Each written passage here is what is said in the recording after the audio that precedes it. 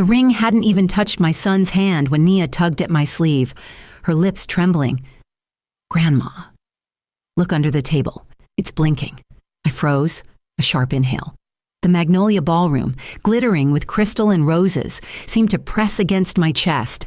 I leaned down, lifted the edge of the white tablecloth just enough, still smiling so no one would notice, and then I saw it. A tiny recording device taped beneath the mahogany table, its red light pulsing like a heartbeat. Beside it, a velvet envelope, the kind lawyers use to make you believe what's inside is precious. I slid my hand under, pulled it into my lap, as if I were only straightening my gown. Slow breath, eyes fixed on the altar. Inside a hotel keycard, room 1407, and a folded sheet of thick paper, bordered with flourishes like a wedding invitation. The header looked innocent consent for flower girl keepsake. My eyes traveled down. Naya's full legal name, her birth date. A blank line marked parent guardian, signature. The saxophone drifted through the air, but my pulse tightened. This wasn't a keepsake. It was a disguised consent form, and it had been placed exactly at my granddaughter's seat. Nia's eyes shimmered with fear as she looked up. It really was blinking. "Grandma." I didn't touch it. I bent close, whispered, and squeezed her small hand. "You did perfect, baby. Let Grandma handle this." Voice steady, lips curved in a calm smile for the guests across the table. Crystal glasses clinked. Marcus strode past, hand resting lightly at Sloane's back, her gown catching the chandeliers like ice.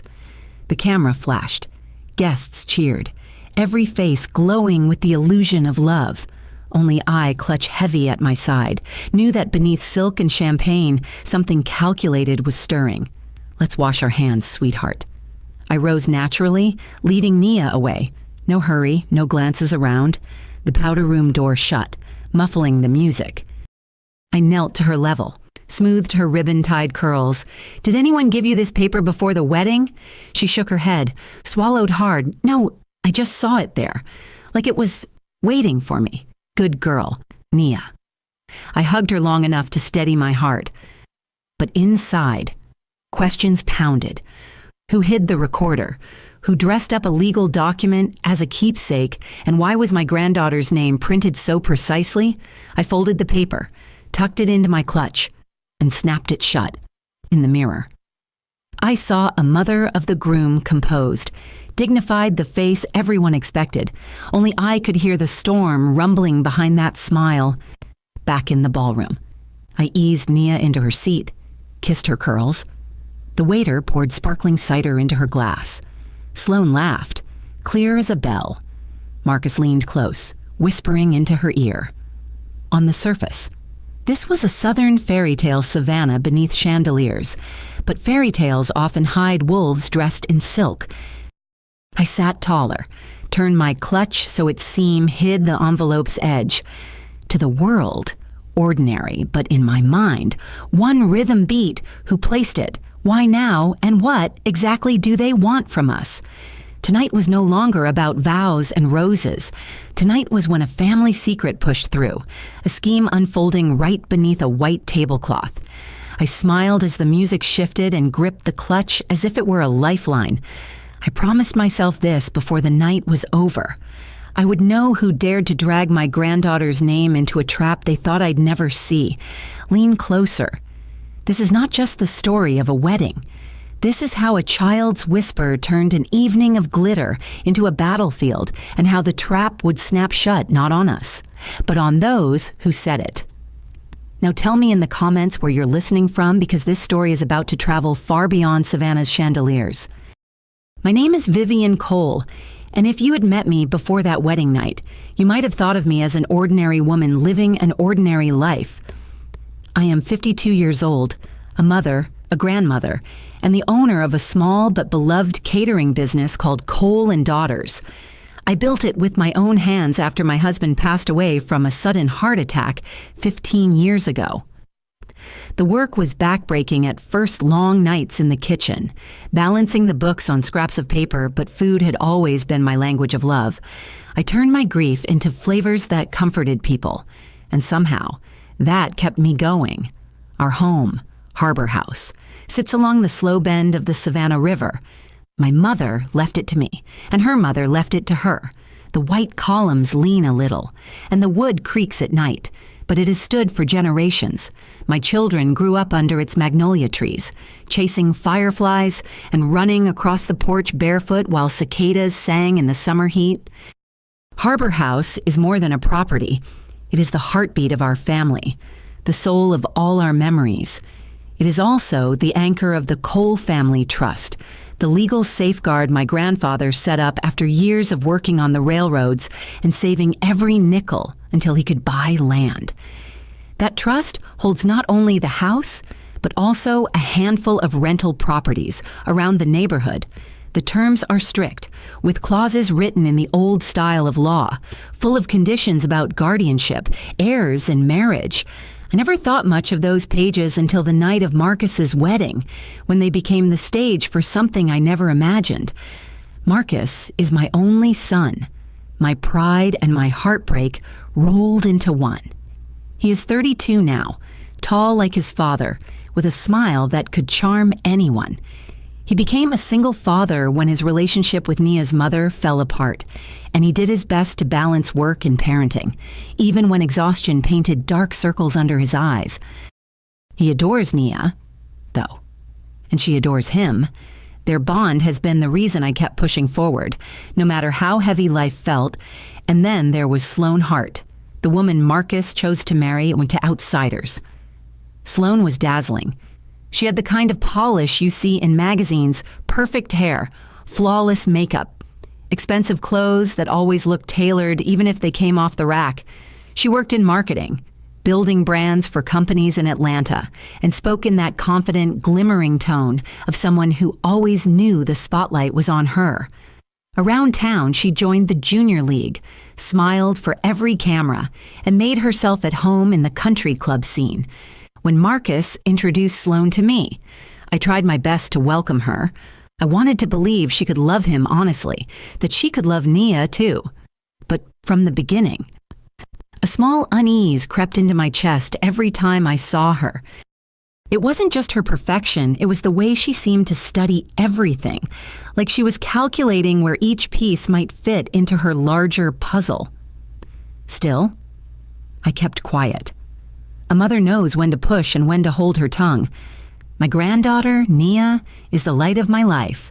At 8 years old, she already has the quick wit of the women in our family and the tender heart of a child who still believes the world is good. She spends weekends with me at Harbor House, helping me pick tomatoes from the garden or stirring cake batter in my kitchen. She knows every hymn by heart from our church and hums them softly as she colors. Protecting her has become my purpose, especially since her mother, Tasha, drifted away into her own struggles. I never speak badly of her mama, but I know Nia feels that absence every day. In our community, family is everything. On Sundays after service, we gather on the church lawn, drinking sweet tea from plastic cups while the children play tag under the pecan trees. Neighbors know one another's business, for better or worse, but they also show up when life falls apart. When I lost my husband, it was those same neighbors who brought casseroles and folded me into their prayers.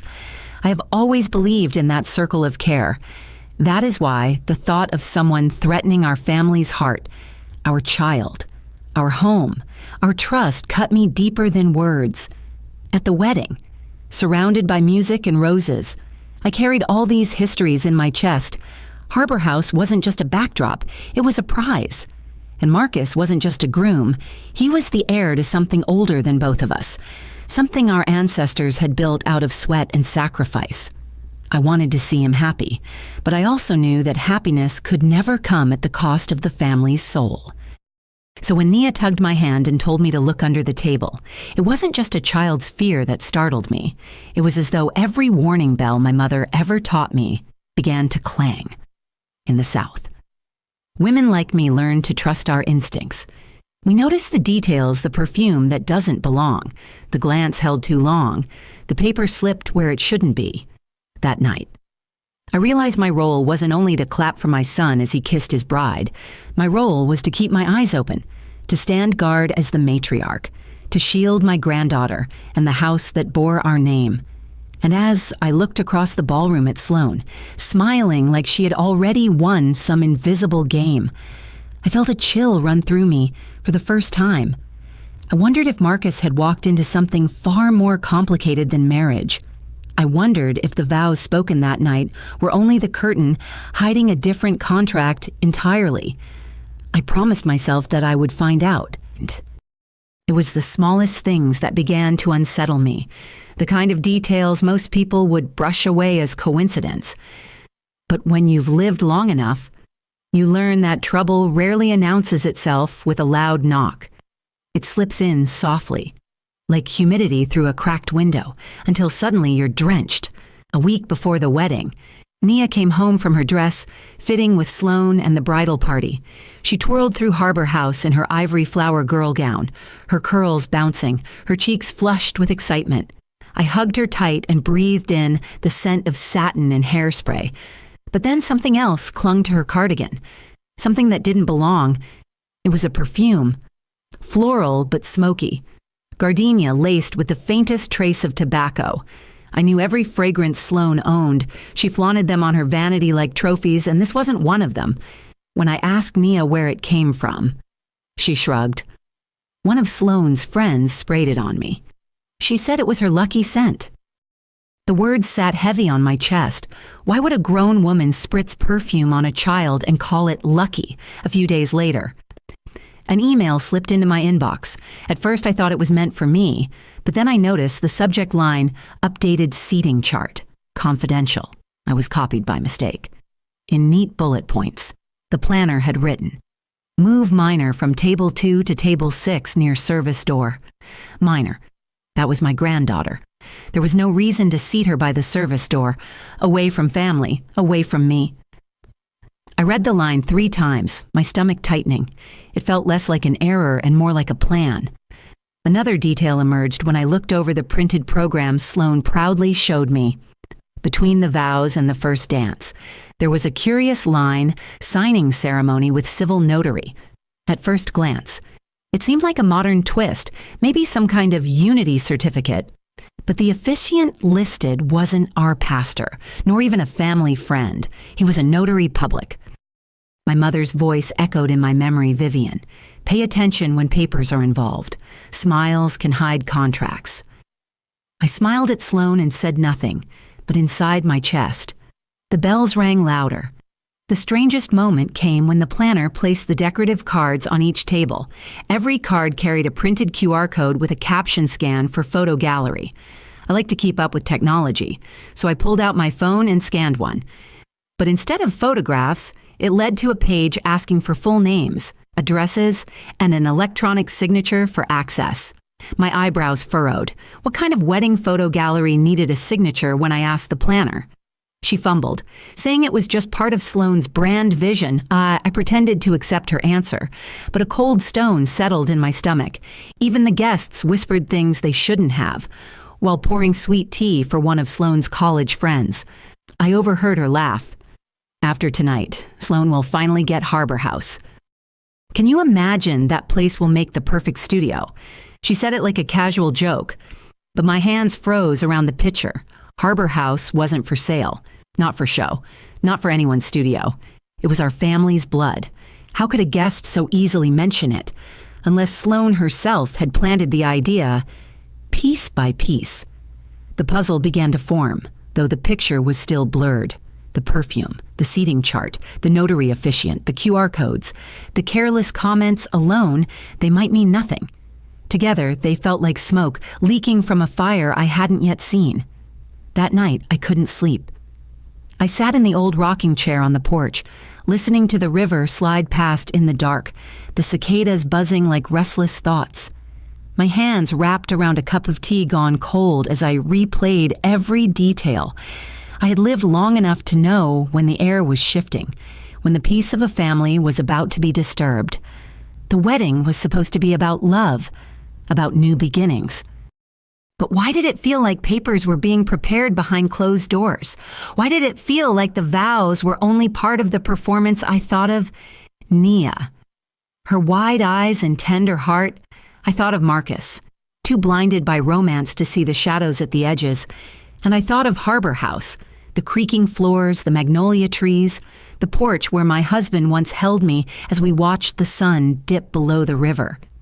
If someone wanted to touch that, they would have to go through me. As I blew out the lantern and closed the porch door, one question pressed hard against my mind. What exactly was Sloan planning? And why did every sign point toward my granddaughter and our family home? The answers would come soon enough. But I already knew one thing: I could no longer look at this wedding as a celebration. It was a stage, and the real performance had barely begun. Outside, the night air of Savannah pressed heavy through the screens, carrying the scent of river water and gardenias. The cicadas hummed like restless witnesses, and in the distance a freight train wailed. Every sound reminded me that this city had seen generations of secrets, and mine was only the next waiting to surface. The week of the wedding was a blur of errands, phone calls, and rehearsals. To everyone else, it was excitement, but to me, it was a tightening noose. My instincts were screaming that something was wrong, and soon the first real evidence dropped into my lap, as if the Lord himself wanted me to see it. It came in the form of a calendar invitation. I was cleaning up the kitchen after prepping trays of pecan tarts for the rehearsal dinner when my phone buzzed. The notification read, "Prenup Addendum Execution, 7:55 p.m., Ballroom B." I frowned. I wasn't invited to anything like that, but when I opened it, I saw the guest list. My future daughter-in-law, Sloan Hart, was listed, and right beneath her name was Jerome Cole, my half-brother. Jerome and I shared a father, but little else. He grew up in Atlanta with his mother and came back to Savannah as a real estate developer with smooth words and expensive suits. We kept our distance, but every now and then he'd circle back around the family trust, asking questions, hinting at partnerships. I never trusted his smile. Seeing his name tied to Sloan's just days before the wedding made my skin prickle. I told myself to breathe, to wait, but the very next day Nia gave me something I couldn't ignore. During the rehearsal dinner, as waiters carried plates of shrimp and grits and glasses of sweet tea, she leaned down under the table to pick up the toy bracelet she dropped. When she straightened, her little hand was clutching something else, a hotel key card marked 14-7, the very same number printed on the velvet envelope I had already hidden in my clutch. My heart skipped. How many of these cards were floating around, and why were they ending up in front of my granddaughter? I slipped it from her hand before anyone noticed, sliding it into my pocket. When I lifted the tablecloth later, I saw more. Another small recorder was stuck to the underside of the table, this one silent but clearly placed with intention. They weren't just documenting memories. They were collecting evidence, setting traps. And they were doing it right where my granddaughter sat. That night I couldn't rest. I searched every corner of my thoughts for an explanation, and in the morning, I got one. A piece of paper had slipped out of Sloan's clutch when she set it down at the kitchen counter to admire the cake I had baked.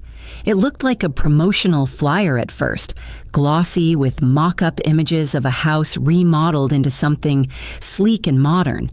But when I looked closer, my chest tightened. It was Harbor House, our columns, our porch, our magnolia trees transformed into a design for Palmetto Harbor LLC, luxury studio and showroom. That same evening, I noticed Jerome slip out the side door just minutes after Sloan.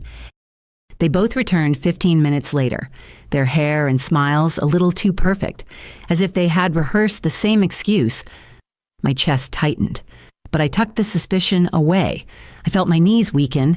It was no accident. It was a blueprint. Our family home had already been drafted into someone else's future, someone else's profit. And Sloan was carrying the evidence around as casually as lipstick. Holding that paper, I remembered the words from Sloan's friend at the party, joking that Harbor House would be the perfect studio. It wasn't a joke. It was a plan already in motion. The guest had simply spoken too freely. I placed the flyer back exactly where it had fallen, careful not to disturb anything, careful to keep my knowledge to myself. I had lived long enough to understand that when people play games with paper, you don't shout, you watch, you wait, and you gather. By now, my suspicion had hardened into certainty. This was not about love or family.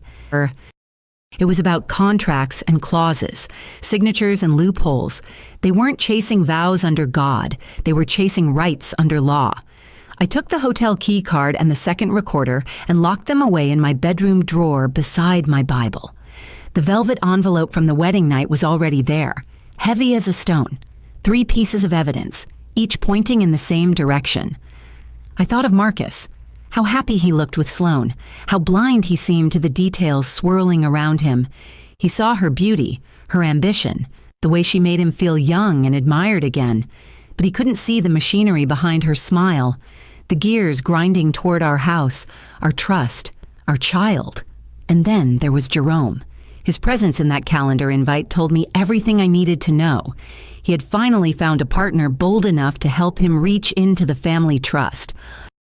They had built a plan together, and the stage for that plan was the very ballroom where Marcus thought he was pledging forever.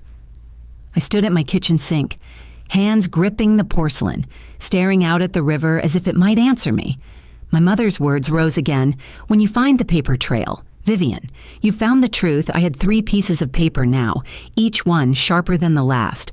What I didn't yet know was how far they were willing to go, or how many people were already tangled in their scheme. But I knew this. I had to keep quiet, to protect Nia, to let them think their game was working, because only then could I gather enough to turn the trap back on them. The house creaked, as if the old bones of Harbor House knew what was at stake. I pressed my hand against the wall, whispering a promise into the silence. They would not take this home. They would not take my granddaughter's future, not while I still drew breath. The closer we came to the wedding, the louder my instincts shouted. Evidence was piling up, but suspicion alone would never protect my granddaughter or Harbor House. I needed clarity, and I needed allies, though I had to choose them carefully. One evening, after Marcus dropped Nia at my house, I called Delilah Carter, my neighbor and dear friend. She had retired as a paralegal from one of Savannah's oldest firms, and she still knew her way around public records better than anyone. I invited her over under the pretense of peach cobbler and coffee, but as soon as the kitchen door shut, I laid the velvet envelope, the recorder, and the flyer on the table. Her sharp eyes scanned each item, her lips pressing tighter with every detail I explained. "You're right to be worried. Vivian," she said finally, "Palmetto Harbor LLC is registered with the Secretary of State. Just last month, guess whose name is listed as Manager Sloane Hart? And the mailing address belongs to Jerome's office downtown." She shook her head, half in disbelief, half in disgust. "They're not even trying to hide it." Her words lit a fire in me, both fear and fury. If Sloane had tied herself legally to Jerome through this LLC, the marriage wasn't just about vows or romance. It was a chess move aimed straight at our family trust. I asked Delilah if she could dig deeper. She promised to check the county clerk's filings and see if any deeds had been drafted. The next morning, she called me with a tremor in her voice. "Vivian, I found a quitclaim deed, draft only, not filed yet. It transfers Harbor House into Palmetto Harbor LLC. The author, J. Cole Properties." My chest clenched so hard I had to grip the counter to steady myself. A quitclaim deed was the simplest way to steal with ink. That night, I checked the recorder I had taken from under the table. My hands shook as I slid the memory card into my laptop. The audio was muffled at first glasses clinking, voices laughing, but then came a hushed exchange that froze my blood. It was Sloane's voice, unmistakable, low and firm. "And once the ceremony is done, the papers will follow. Vivian will be cornered. She won't even realize until it's too late." Another voice joined in. Smoother. Male. Jerome. "And with the notary officiant, we'll have everything dressed up like a unity ritual. They'll think it's symbolic. Meanwhile, the real signatures get collected. Harbor House will be ours by the time dessert is served. I stopped the recording, bile rising in my throat. They weren't simply planning to bind Marcus with vows, they were planning to weave legal threads around the whole family before anyone understood. They were confident, smug, certain I would be distracted by lace and music. I prayed that night, kneeling by my bed, asking for wisdom. I couldn't storm into Marcus's apartment and accuse him without proof he could accept. He was in love, blinded by Sloane's glow. If I pushed too hard, he might cut me out, leaving me powerless. I needed more than suspicion and whispers. I needed undeniable truth. So I watched more closely. I noticed how Sloane always positioned Nia at the edge of group photos, as if separating her. I noticed how the wedding planner avoided my eyes when discussing the signing ceremony, flipping pages too quickly whenever I asked a question. I noticed Marcus's exhaustion whenever I tried to raise a concern. His voice strained as he said, "Mama, please, don't make this harder than it needs to be." Marcus had been carrying the scars of Tasha leaving for years. He wanted so badly to believe Sloane could give him the family he had lost that he ignored the cracks in her smile. To him, trusting her was easier than facing the loneliness he feared. But hardest of all was seeing Nia's growing unease. One evening, as I tucked her into bed at Harbor House, she whispered, "Grandma, do I have to sit by the door at the wedding? I don't want to be far from you." Her little hands clutched the quilt, her eyes glistening with worry no child should carry. I kissed her forehead and promised, "No one can move you away from me, baby, not at the wedding, not ever. Still." I lay awake after she fell asleep, staring at the ceiling. The pieces were gathering, and I knew soon I would have to act. But I couldn't simply accuse Sloane in public. I needed to know how deep this ran, who else was part of it, and when they intended to strike. One afternoon, I overheard Sloane on the porch, her voice sharp as she spoke into her phone. "Don't forget the timing, 7:55, Ballroom B. We can't risk delays. The trust distributions depend on it." My breath caught. She wasn't hiding it, not even in my own house. By then, I knew this wasn't just a daughter-in-law's greed. It was a coordinated plan, legal documents prepared, timing set. My granddaughter pulled into the mix as if she were a pawn, and Jerome, blood of my blood though he was, stood right in the middle of it. The air in Savannah was thick with summer heat, but the chill in my bones wouldn't leave.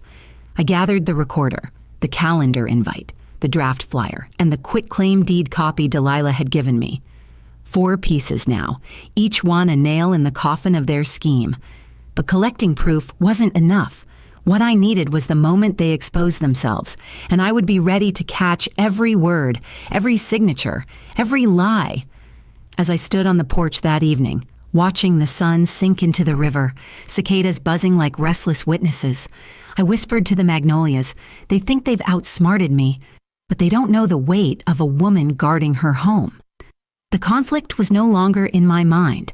It was alive, breathing, circling my family, and soon it would strike. The night before the wedding, sleep would not come. I found myself wandering Harbor House in the quiet hours, the boards creaking under my feet, the cicadas humming outside like restless spirits. My mind churned with the pieces I had gathered, the quitclaim draft, the recorder, the calendar invite. Still, I felt like I was holding a puzzle with one piece missing. That piece arrived in a way I never expected. I woke early to prepare breakfast for Nia, as she colored at the kitchen table. I opened my laptop to review the audio once more. This time I listened beyond the first conversation. The clinking of glasses faded, voices murmured, and then a softer tone appeared. A woman's voice I knew well, one that made my heart sink. It was Laverne, Nia's other grandmother, Tasha's mother. Her voice trembled at first, as if she was nervous about being overheard. "Sloane, are you sure this will work? I don't want trouble. I just need the trust to release some of the funds.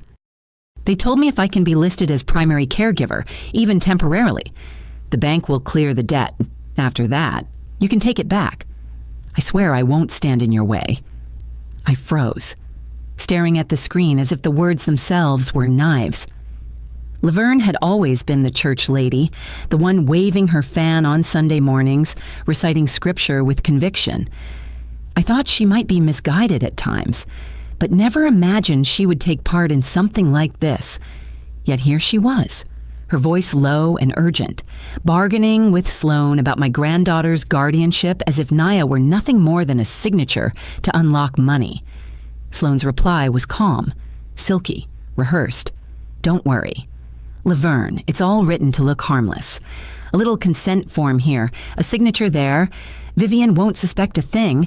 Once we secure the paperwork, Palmetto Harbor will have the leverage, and you'll get your portion. The sound of my own heartbeat drowned out the rest. I pressed pause and sat in silence. The kitchen suddenly too small, too heavy with betrayal. It was not only Sloane and Jerome weaving this web, it was Laverne, too. Someone I had respected, someone who prayed beside me, and all of them had set their eyes on Nia. Using her innocence as the lever to pry open the trust, I turned to see Nia, her crayon scratching against paper, humming a hymn under her breath. She had no idea what her other grandmother had said, no idea she was the subject of whispered deals. My throat tightened. No child should ever become collateral for adults' greed.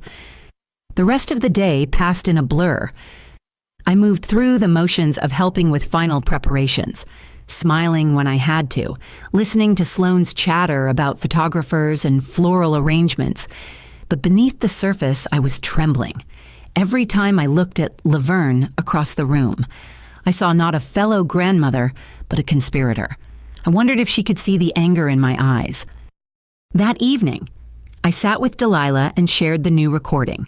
She shook her head slowly, her expression heavy with disappointment. Vivian? This runs deeper than I thought. If Laverne is involved, then it isn't just about real estate, it's about guardianship, too. They're trying to manipulate the trust clause that releases funds under a primary caregiver. If Sloane and Jerome pull this off, you could lose control not only of Harbor House, but of decisions about Nia. The words stung, but I needed to hear them. I asked her what I should do. Delilah pressed her hand over mine. Gather everything. Don't strike too early. They're counting on your outrage to discredit you. Wait until the ceremony. Let them think they've won. Then, when they reveal themselves, you present the truth. That's how you protect your family. That night I prayed again, but this time my words were sharper. Lord, give me strength not to break under betrayal. Give me wisdom to wait, to let the truth show itself. When the wedding day dawned, golden light pouring through the windows of Harbor House, I dressed with steady hands. Nia twirled in her gown, her ribbon shining, innocent of the storm circling her. Marcus came by to kiss my cheek, his eyes bright with hope.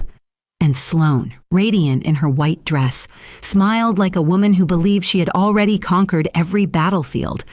But only I knew that behind her glow was a network of lies. Jerome with his development deals, Sloane with her contracts, and Laverne with her debts. They thought they had placed me in checkmate, that a grandmother's love would blind me. What they didn't know was that I had the missing piece now. The mask had slipped. The voice of betrayal was captured, undeniable enough to turn suspicion into proof. As I watched Sloane glide down the aisle later that evening, every eye fixed on her beauty, my own gaze settled on Laverne in the pews, fanning herself gently, her smile just as serene as always. But I knew the truth. She had already betrayed us, betrayed her own granddaughter for a stack of bills. The revelation burned in me, but I held it close. I would not shout it across the church. I would not make a scene before the vows. No, I would wait, because now, with the recording in my possession, the trap they set for me had become my weapon against them. The only question that remained was how far they would push their scheme once the music faded and the papers came out, and I intended to be ready. The wedding unfolded like a southern dream, but under the polished surface, I felt the ground trembling. Guests clapped as Marcus and Sloane exchanged vows. The jazz band played softly, candlelight flickered, champagne flowed. To everyone else, it was a night of beauty. To me, it was a stage. And I knew the real play had yet to begin. After the kiss and the applause, people drifted into the ballroom for dinner. The chandeliers glowed, waiters carried silver trays, and laughter filled the air. I stayed alert, my clutch heavy with the recordings and papers I had collected. I watched every move Sloane made. Her smile was too wide, her laughter too loud, and her eyes darted often toward Jerome, who stood near the bar, sipping bourbon as if he owned the place. Then came the moment I had been waiting for. The master of ceremonies tapped his glass and announced, "Ladies and gentlemen, please remain seated. In just a few moments, we will witness a special signing ceremony led by our officiant." People clapped politely, assuming it was a charming new ritual, but I felt my chest tighten. This was it. As the notary approached the center of the room, I saw him pull out a leather portfolio. The sight made my stomach turn. This was not symbolic. It was legal. He began placing documents on the table where Marcus and Sloane sat, papers thick with clauses hidden beneath decorative flourishes. I edged closer, pretending to adjust Nia's bow, my ears straining. Sloane leaned toward Marcus, her voice dripping with sweetness. "It's just a keepsake form. Darling, a little tradition, sign here, and we'll have a copy for our memories." She placed her hand on his arm, guiding the pen toward the paper. But then, in the corner of my eye, I caught Jerome signaling the notary with a subtle nod. A second set of papers was being slid under the decorative cover sheet. I glimpsed the title for a fraction of a second, Addendum to Prenuptial Agreement. My breath stopped. This was the heart of their scheme, hidden in plain sight, and then came the shock I never expected. Sloane shifted slightly, and for just a moment, her hand rested protectively on her stomach. Jerome's eyes followed the gesture, and in that instant, the truth blazed through me like lightning. This wasn't Marcus's child she was carrying. It was Jerome's. Pieces slammed together in my mind. The perfume on Naya's dress, smoky with gardenia and tobacco, the exact scent that lingered in Jerome's cigar lounge, the calendar invite, tying Sloane and Jerome together, the smirk they shared across the room when they thought no one noticed. It wasn't just about Harbor House or the trust. It was about bloodlines, about securing a future child with a claim to my family's assets. I felt the room spin, but I gripped Nia's hand tighter to steady myself. Across the table, Marcus smiled blindly, ready to sign away not only his vows but the foundation of our family. He had no idea that the woman at his side was carrying his own half-brother's child.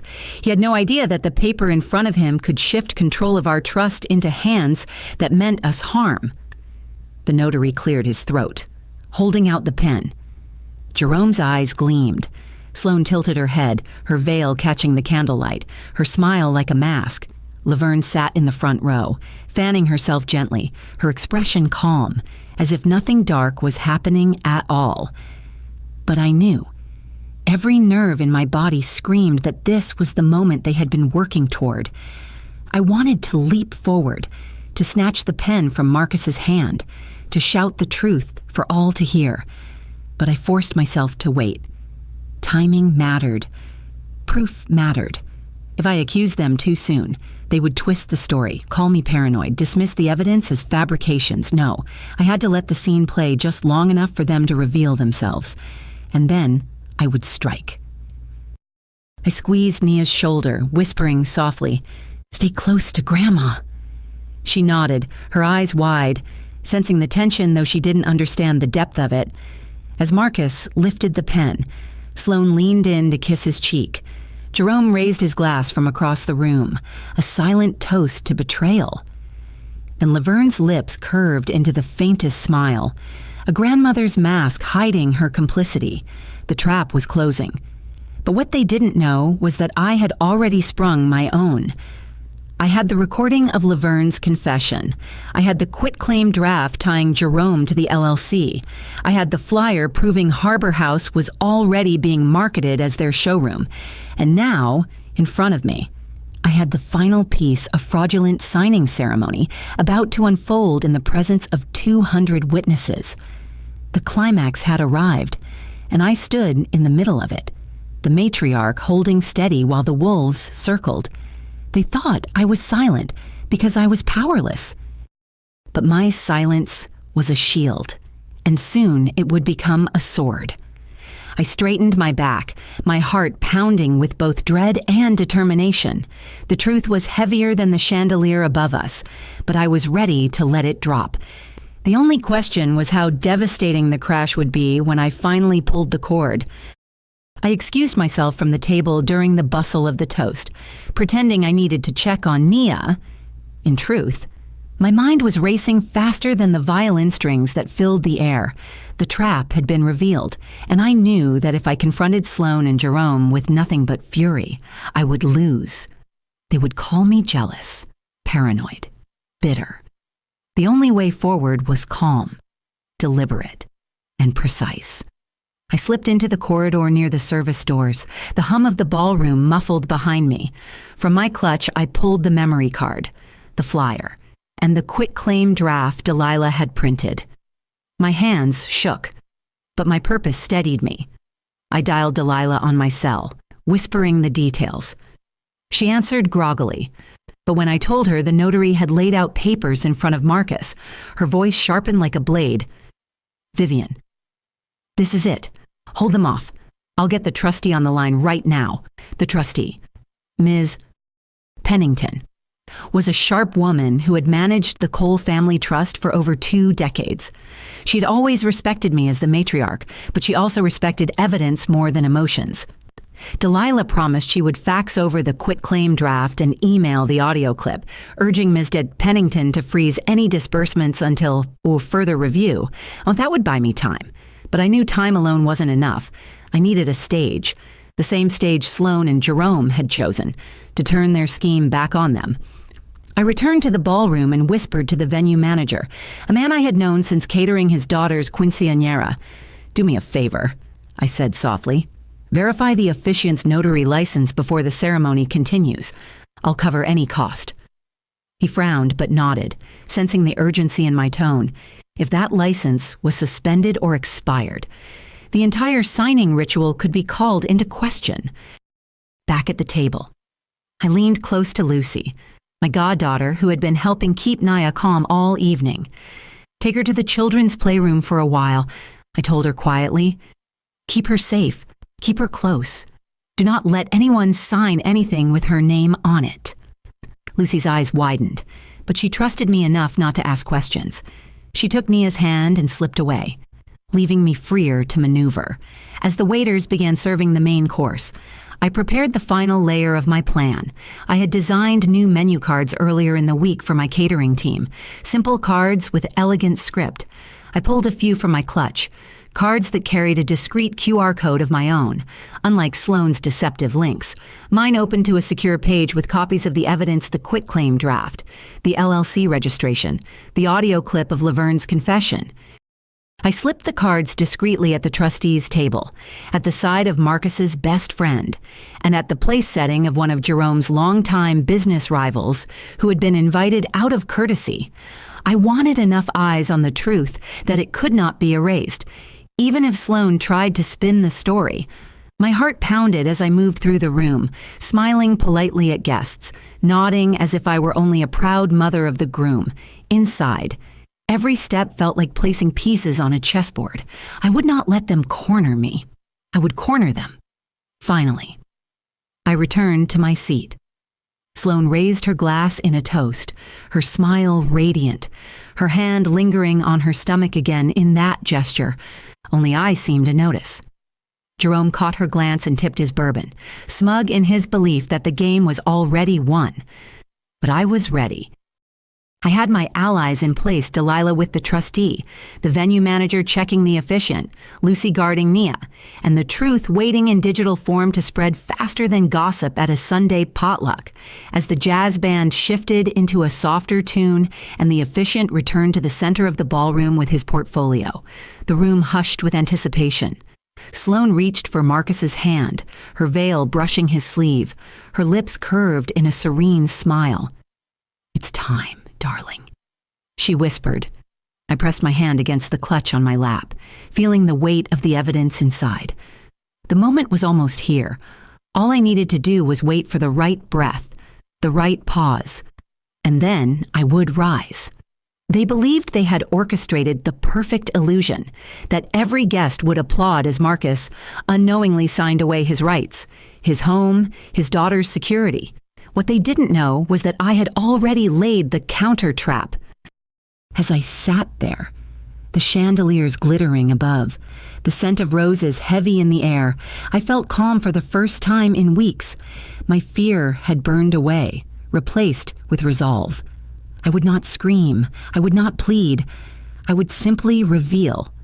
And when I did, it would be their own signatures, their own voices, and their own schemes that condemned them. The officiant cleared his throat, and a hush fell across the ballroom. Sloane's hand slid across Marcus's arm as she smiled for the cameras, her white dress shimmering like it had been spun from moonlight. The notary opened his portfolio and laid the documents across the table. From where I sat, I could see Marcus's pen trembling slightly in his hand, though he thought it was from nerves. I knew better. He was about to sign something that would change everything. I rose from my seat, slowly, deliberately, and let my voice carry across the room with the same steadiness I used when praying in church. One moment, please, before anyone signs a single paper. There is something the family needs to see. The chatter stilled instantly. Heads turned. Marcus looked at me with confusion, Sloane with irritation masked by a frozen smile, and Jerome with the kind of flicker in his eyes that only I caught fear. I held up a small card, the menu-sized piece with my discreet QR code. You've all been so kind to gather tonight in celebration of love, but love should never be built on lies. For those with phones in hand, please scan this code. What you'll see belongs not to rumor, but to fact. A ripple moved through the room as guests hesitated, then obeyed. Screens lit up, one by one. Expressions shifted from polite curiosity to shock, disbelief, even anger. On those screens was the quitclaim deed prepared by Jerome's firm, transferring Harbor House into Palmetto Harbor LLC. There was the LLC registration with Sloane's name printed clearly as manager. And then a 30-second audio clip, Laverne's voice trembling as she admitted she only wanted temporary caregiver status to unlock funds. Sloane's calm reply promising that Vivian would never suspect. The room buzzed with whispers, the weight of the revelation pressing down harder than the chandeliers overhead. Marcus stood abruptly, his chair scraping the floor, his face pale. "What is this?" His voice cracked, full of confusion and dread. I turned to the officiant, who had begun gathering his papers nervously. "Before you proceed, sir, perhaps you should tell the guests the status of your notary license." The venue manager stepped forward with a folded paper in hand. "As of this morning, this notary's license is suspended pending investigation. He has no authority to validate documents in this state." A gasp swept across the room. Sloane tried to laugh, the sound brittle. "This is ridiculous. It's some kind of mistake." Vivian is confused, but Jerome's face betrayed him. His glass shook as he set it down too quickly. Bourbon sloshing across the tablecloth. Marcus turned to Sloane, his voice hoarse. "Tell me it's not true. Tell me you didn't do this." Sloane's eyes darted from him to Jerome, her composure slipping. For a heartbeat, silence held, and then she reached for Marcus's hand, whispering, "It was just business. Nothing to worry about." You wouldn't understand. That was when Lucy re-entered the room with Nia clinging to her side. The little girl's eyes widened at the tension, but she held onto Lucy's hand like a lifeline. I stepped forward, placing my hand on Nia's shoulder. This is who they wanted to use. Marcus, our child, our future. They placed her name on papers she never should have been near. The crowd erupted in murmurs, judgmental eyes cutting into Sloane and Jerome. One of Marcus's oldest friends, seated near the trustee, spoke aloud. "How could you try to steal from a child? From your own family." The trustee herself stood, her voice firm. "As of this moment, the Cole Family Trust is frozen pending investigation. Any attempt to alter its assets will be treated as fraud." Sloane's face drained of color. Jerome's jaw tightened, but his silence was louder than any denial. Laverne, sitting stiffly in the front row, fumbled with her fan, her lips moving in silent prayer, though I suspected it was guilt rather than devotion. Marcus pressed both hands against the table, shaking his head. You tried to ruin everything. My family, my home, my daughter's future. He turned to me then, tears forming in his eyes. Mama, I didn't see it. I didn't want to see it. His voice cracked on the last word. I stepped closer, lifting his chin gently as I had when he was a boy. You see it now. Son, that's what matters. Sloane tried one last desperate play. She stood, her voice rising, sharp as glass. This is all jealousy. Vivian has hated me from the start. She fabricated this to keep control of the trust. You people don't understand. Her words cut off as the projector at the side of the ballroom flickered to life. Someone had connected a phone, displaying the documents larger than life. Sloane's own name appeared on the deed, the audio clip playing again, her calm voice promising deception. There was no escape. Security moved in quietly, at the venue manager's request, not to arrest but to escort. Sloane pulled against their grip, her voice cracking. You'll regret this. Vivian, you'll regret ever crossing me. Jerome followed, his head low, his charm gone, the smugness stripped bare. Guests parted to let them pass, their eyes cold, when the doors closed behind them. Silence lingered heavy. Marcus slumped into his chair, covering his face with his hands. Nia climbed onto his lap, wrapping her arms around his neck. He held her as though she were the only real thing left in the world. I placed my hand on his shoulder, my voice steady. They thought they could turn this night into a contract, but family is not a contract. It's a covenant, sealed with love and truth, and that can never be stolen. Applause began softly at one table, then another, until the room was filled with it. Not applause for me, but for the resilience of a family that had nearly been broken and was still standing.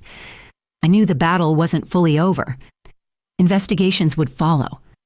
There would be papers to file, hearings to attend, but tonight, the trap had snapped shut on the ones who said it.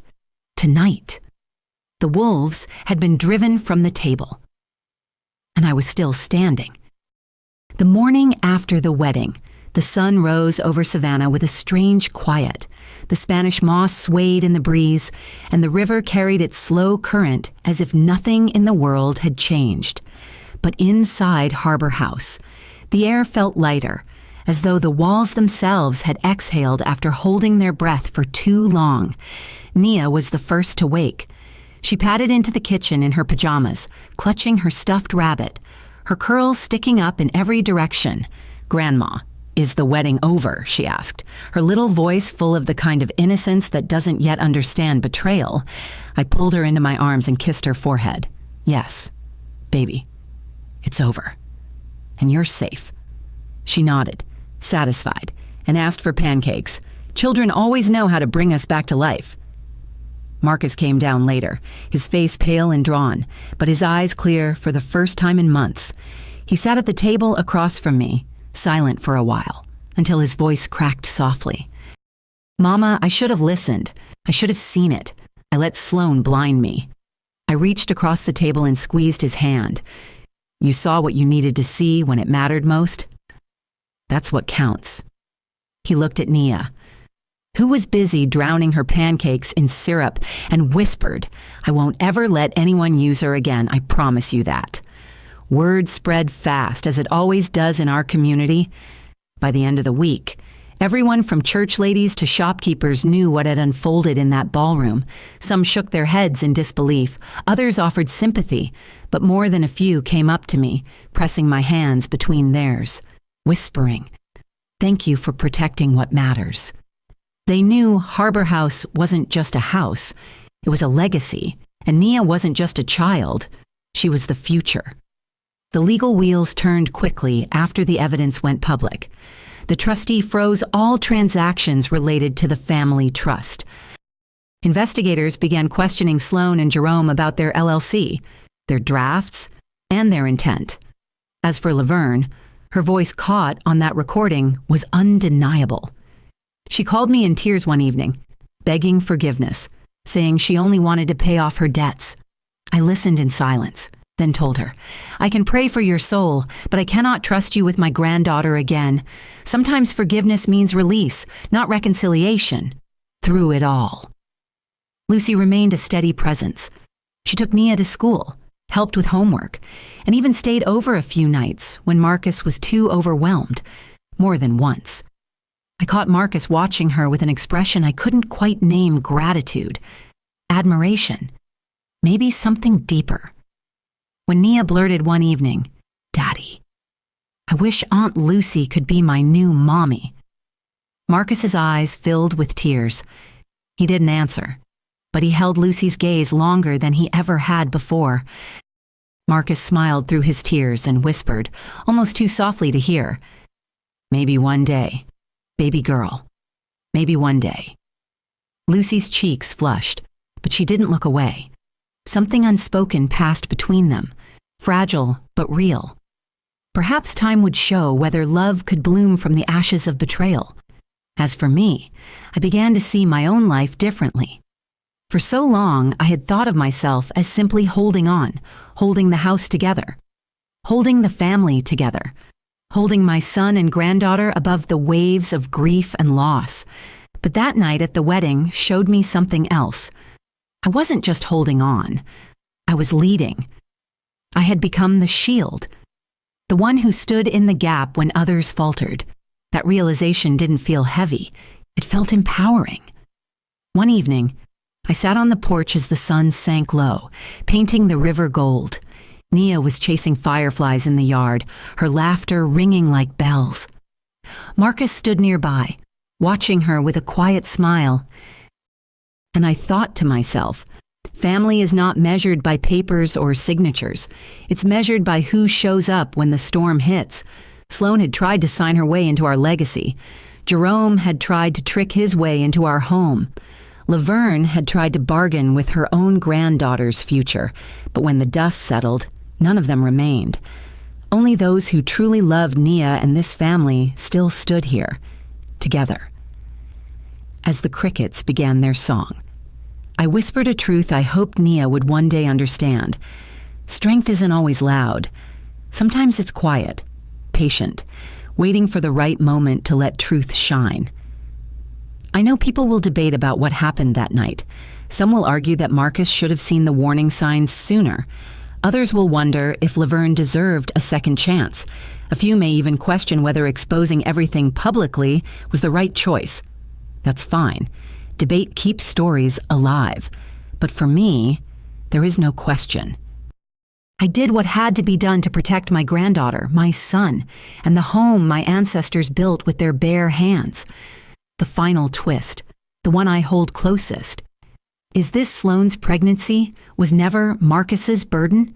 The child she carried, if indeed it was Jerome's, will never carry our name or our inheritance.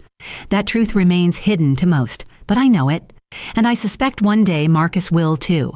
It is a twist that may stir whispers for years, but it is also a reminder that deceit never grows roots in soil watered with love. As I rocked gently on the porch, fireflies dancing in the twilight, I felt peace for the first time in a long while. Betrayal had tried to shatter us, but resilience had rebuilt us stronger. Harbor House still stood, its white columns glowing in the dusk, and within its walls, love continued to grow. For those listening now, remember this: families are not protected by contracts. They are protected by courage. Sometimes the greatest revenge is not anger, but truth revealed at the perfect moment. And sometimes the sweetest victory is watching those who plotted against you vanish into the night while you sit with your loved ones in the light. So tell me, if you were in my place, would you have spoken up in that ballroom, or would you have stayed silent to keep the peace I want to know? Because every story carries a lesson. And sometimes your voice can be the one that saves your family. God bless you, and may courage guide you through your storms. Your turn. If you were Vivian, Would you have exposed the truth in front of everyone or handled it quietly behind closed doors? Tell me in the comments your perspective may help another woman who feels cornered tonight. If this story touched your heart, tap like and share it with a friend who needs courage. For more cinematic life dramas filled with family secrets, betrayals, smart revenge, and healing, subscribe to Voice of Neva and ring the bell so you never miss a chapter.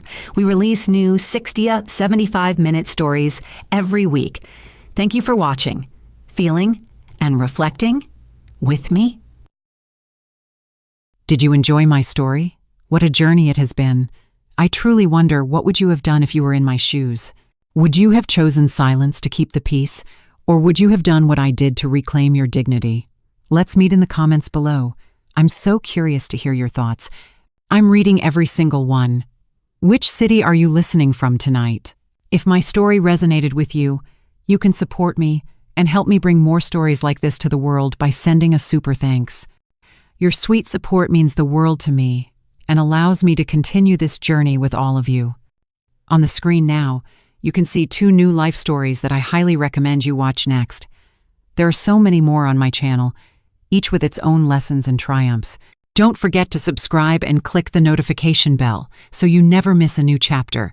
Thank you for being here with me. Until the next story, with love and respect.